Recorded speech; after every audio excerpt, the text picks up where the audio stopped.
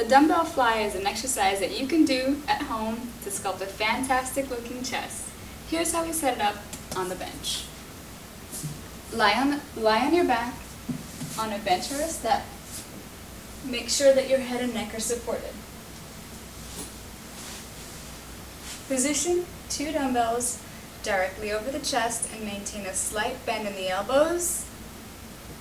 Take the dumbbells out to the side in line with your torso. Again, maintaining a nice neutral bend in the elbows at about 15 degrees. Squeezing at the top. And that's the movement.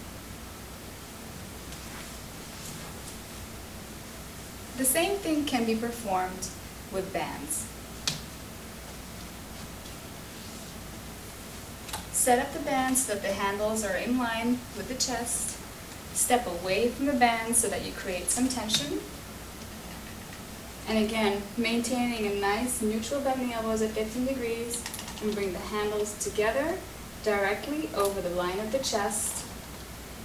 And you can stagger your stance for balance. Squeezing and controlling the movement.